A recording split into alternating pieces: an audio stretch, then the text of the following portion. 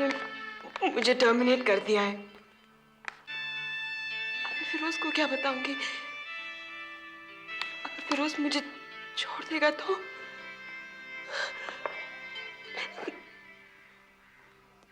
अगर फिरोज मुझे छोड़ देगा तो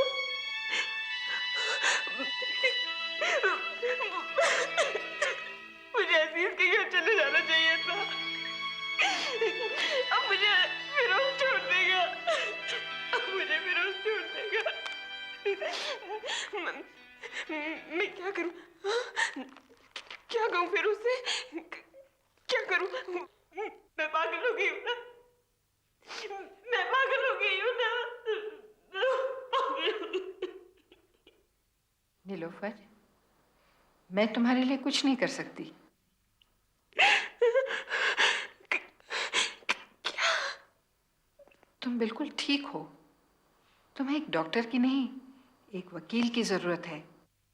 क्यों? ताकि तुम अब्दुल अजीज पर मुकदमा कर सको। मुकदमा? मुझे लगा मैं अजीज को संभाल पाऊंगी।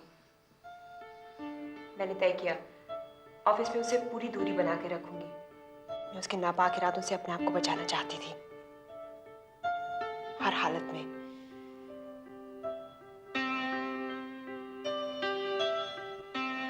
पर मैं रोज टूटती, रोज मुझे लड़ना पड़ता।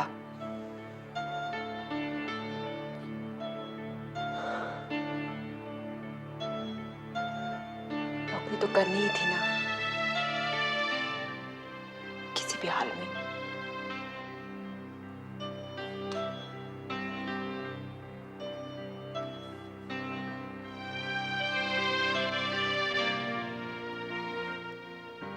शायद इसीलिए मुझे वो पार्टी भी अटेंड करनी पड़ी।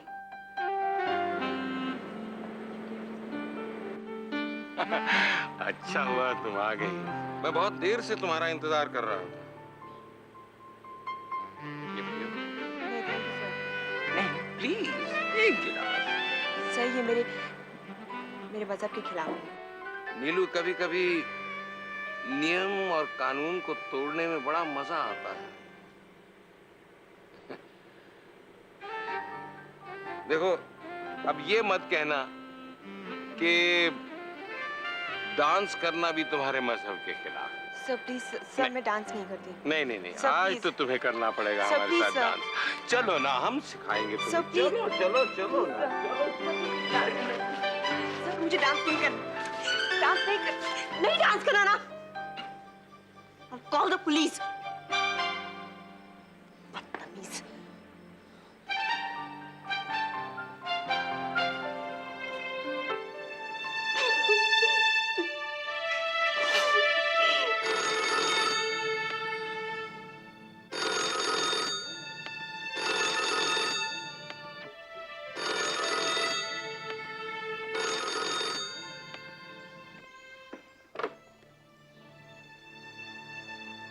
हेलो नीलू, सो रही थी क्या? इतनी देर तक फोन नहीं उठाया? फिरोज, तुम वापस आ जाओ। फिरोज, वो कुछ कर देगा। वो कौन? किसकी बात कर रही हो? अब्दुल अजीज, फिरोज वो मेरे पीछे पड़ा हुआ है। नीलू, तुम जानती हो किसके बारे में बात कर रही हो तुम? एक ऐसे आदमी पे इतनी बड़ी तोहमत लगा रही हो जिसने हम दोनों पे इतने एहसान किए। फिरोज, हमें उसके एहसान नहीं चाहिए। तुम वापस आ जाओ। तुम्हारा दिमाग खराब है। पहले भी उसके घर जाने पर तुमने नाटक किया था। एक बात ध्यान से सुन लो नीलू, ये नौकरी तुम किसी कीमत पे नहीं छोड़ोगे, समझी?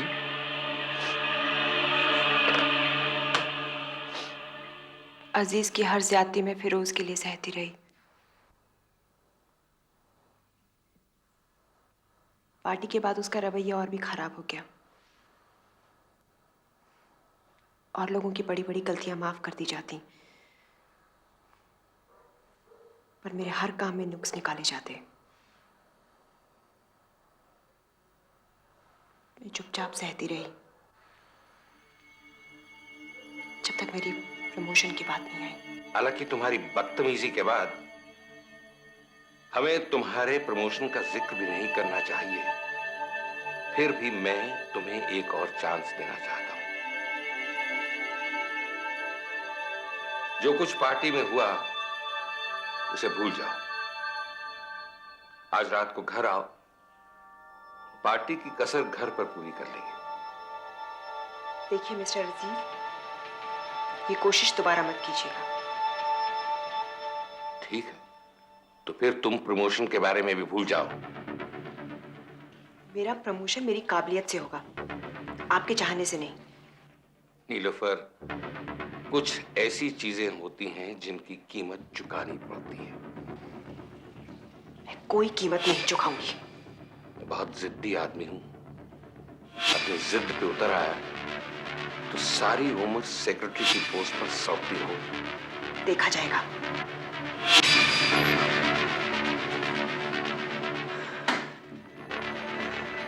नीलोफर ने अब निश्चय किया कि वो अजीज से बचने के लिए कुछ दिनों की छुट्टी लेकर फिरोज के पास गल्फ चली जाएगी। तो क्या करती? चुपचाप सहती रहती। फिरोज, अब मैं तंग आ गई हूँ। क्या करने का इरादा है?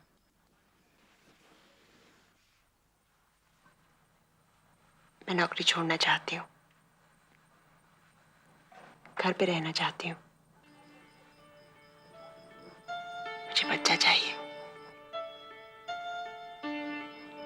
पैदा तो कर लेंगे, पालेंगे कैसे? फिरोज, बच्चे प्यार से पलते हैं, पैसे से नहीं। और प्यार की हम दोनों के पास कोई कमी नहीं है। बच्चा हमें तब पैदा करना चाहिए जब हम उसे अच्छा फ्यूचर दे सके। फिरोज, हमारी जिंदगी का हर अहम फैसला पैसे से होगा क्या? पहले हमारा निकाह और अब हमारा बच्चा भी। हाँ, सच्चाई तो इसी में है। तुम मुझे इस नौकरी में रहकर दिखाओ, बच्चे की फिर सोचेंगे।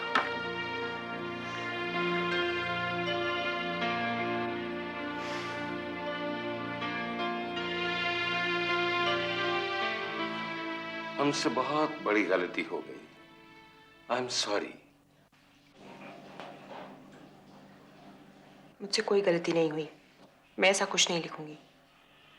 देखो नीलोफर, मैंने तुमसे कहा था ना कि हर एक चीज की कीमत होती है जो सभी को कभी ना कभी चुकानी पड़ती है। तुम नहीं मानती थी, फिरोज मानता है ना? इसीलिए जो मैं कहता हूं फौरन लिख दो, वरना मैं तुम दोनों को सड़क पर खड़ा कर दूंगा। लिखो, लिखो कि मैं प्रमोशन के लायक नहीं थी, फिर भी प्रमोशन चाहती थी। लिखो और दस्तखत करो। इस लेटर की बिना पर नीलोफर को 5 दिन के लिए सस्पेंड कर दिया गया और जब वो नौकरी पर वापस आई तो उसका डिमोशन हो चुका था। उसे सेक्रेटरी से टाइपिस्ट बना दिया गया था।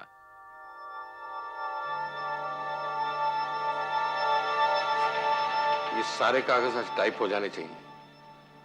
देर रात तक ऑफिस में बैठकर ये काम खत्म करना और फिर खुद आकर मुझे मेरे दफ्तर में ये देना।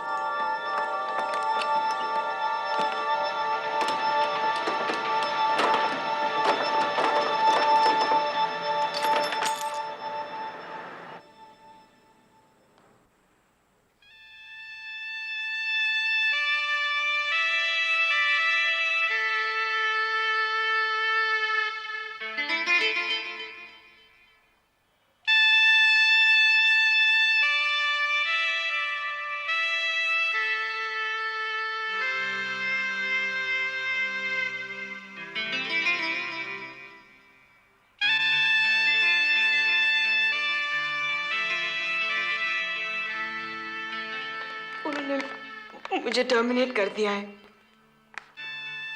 अभी फिरोज को क्या बताऊंगी? अगर फिरोज मुझे छोड़ देगा तो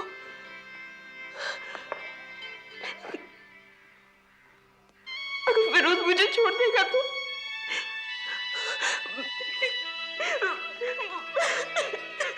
मुझे अजीज के घर चले जाना चाहिए था। अब मुझे फिरोज छोड़ देगा। अब मुझे फिरोज छोड़ देगा। मैं क्या करूं? क्या कहूं फिरोज से? क्या करूं? मैं पागल हो गई हूं ना। मैं पागल हो गई हूं ना। नीलोफर, मैं तुम्हारे लिए कुछ नहीं कर सकती।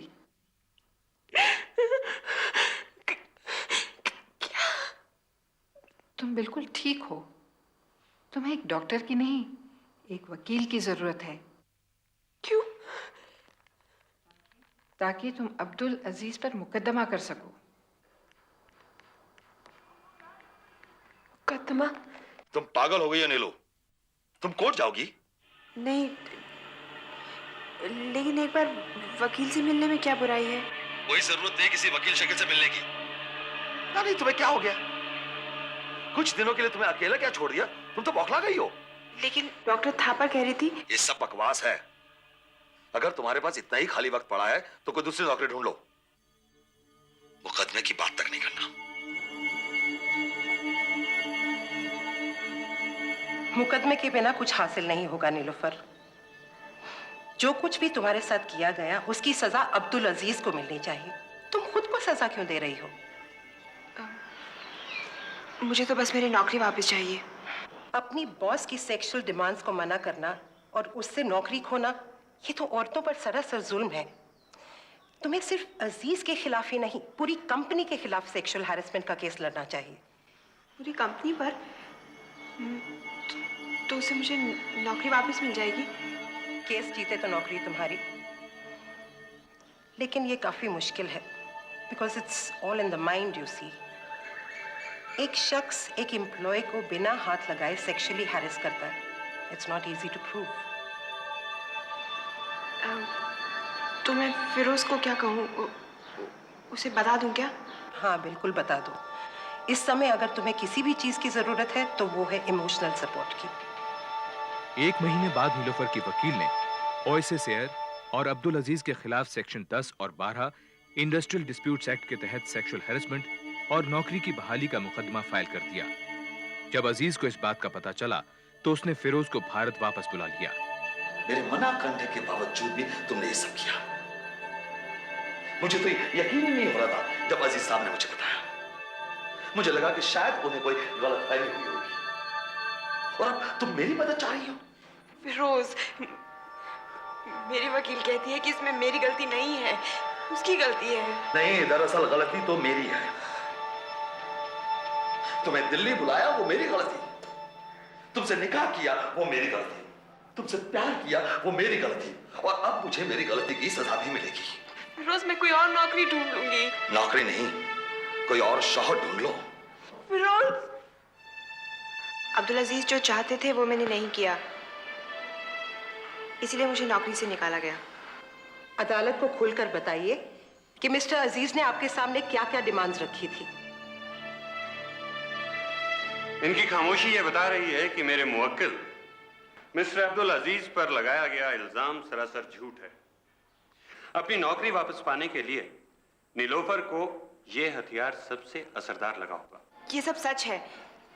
मेरी नौकरी के पहले दिन से ही किसी ना किसी बहाने मिस्टर अजीज मुझसे बाहर मिलने की कोशिश करते थे। ऐसा कैसे हो सकता है सर?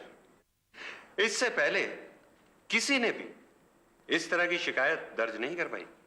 आपका मतलब है कि नीलोफर को तब तक इंतजार करना चाहिए था जब तक मिस्टर अजीज का हर शिकार उनके खिलाफ बगावत करने की हिम्मत करता। ऐसा भी तो हो सकता है कि नीलोफर ने अजीज को बढ़ावा दिया। क्यों मिस्टर अजीज? जी सर, ये तकरीबन रोज मुझे टेलीफोन करती थी। मैं जिस पार्टी में भी जाता था ये मेरे पीछे पीछे चली आती थी। मैं सिर्फ एक पार्टी में इनके साथ गई थी, वो भी इनके दबाव डालने पर।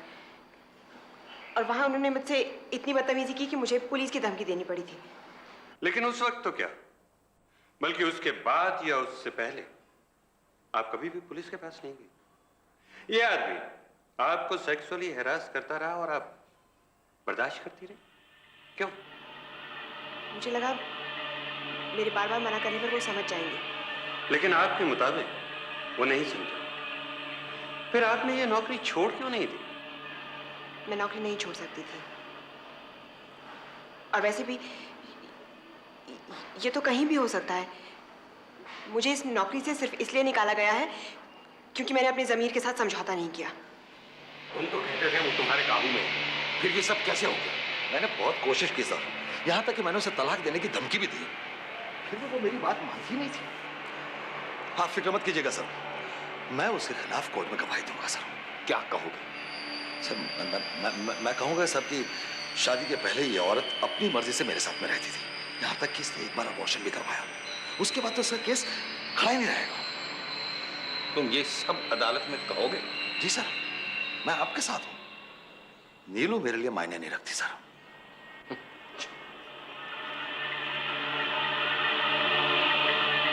चिकन आ रही है अपने आप से। छी, एक ऐसे आदमी को सब कुछ दे दिया, इतना प्यार, इतनी इज्जत, इतना भरोसा, और आज वो सबके सामने कहेगा कि मैं गिरी हुई औरत हूं।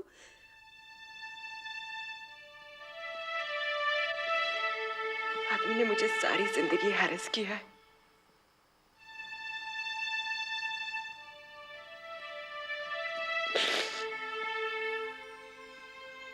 अजीज ने तो बस वहीं से शुरू किया जहां फिरोज ने छोड़ा था। इस बीच फिरोज ने नीलोफर के चरित्र पर कीचड़ उछालने के मकसद से अदालत में तलाक की अर्जी दाखिल की। नीलोफर को अब दोनों केसेस का सामना साथ साथ करना पड़ा। फिरोज ने हमेशा जिस्मानी तौर से मेरा इस्तेमाल किया। उसने कभी शादी को शादी नहीं माना। आई ऑब्जेक्ट योर ऑनर, ये एक सीधा साधा दो तरफा तलाक का केस है और मेरे मुवक्किल की बीवी बिना किसी ठोस सबूत के उन पर इतना बड़ा इल्जाम लगा रही हैं। हम भी ये मुद्दा अदालत के सामने नहीं लाना चाहते थे योर ऑनर, लेकिन मेरे क्लाइंट का हस्बैंड यही मुद्दा किसी दूसरे केस में इस्तेमाल करने की सोच रहा है। उससे पहले हम अदालत के सामने असलियत पेश करना चाहते हैं। सेशंस कोर्ट ने फिरोज और नीलोफर की तलाक को मंजूरी दे दी। फिरोज ने सेशंस कोर्ट में नीलोफर के साथ शादी से पहले शारीरिक संबंध से इनकार कर दिया था, इसलिए अब अजीज के कहने पर भी वो लेबर कोर्ट में नीलोफर को बदनाम करने के लिए कुछ नहीं कह सका। नीलू, नीलू, नीलू, ये तुमने क्या किया नीलू? सरेआम मेरे प्यार को तुमने हवस का नाम दे दिया, जबकि तुम जानती हो कि मैं तुमसे कितना प्यार करता हूं। कितना छोटा कर दिया तुमने मुझे मेरी ही नजरों में। नीलू, अब तक मैं जो भी कर रहा हूं सिर्फ तुम्हारे लिए, अपने होने वाले बच्चे के लिए। नीलू, क्या तुम्हें बच्चा नहीं चाहिए?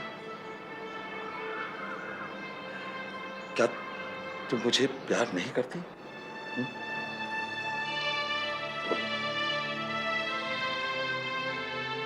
इस बीच सुप्रीम कोर्ट ने सेक्सुअल हैरेसमेंट को एक अपराध घोषित कर इंडियन पीनल कोड में ऐतिहासिक बदलाव किया। नीलोफर का केस पहला केस था जिसमें यह नया कानून लागू किया गया। लेबर कोर्ट में केस 13 साल तक चला। इस दौरान नीलोफर को उसके भाई ने सहारा दिया। आखिरकार फैसला नीलोफर के हक में हुआ। नौकरी के साथ साथ उसे निकाले जाने से लेकर बहाली तक की सारी तनख्वाह दी गई।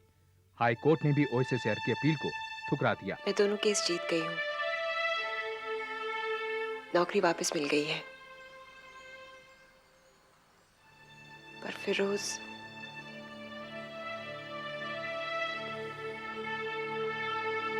शायद अच्छा ही हुआ।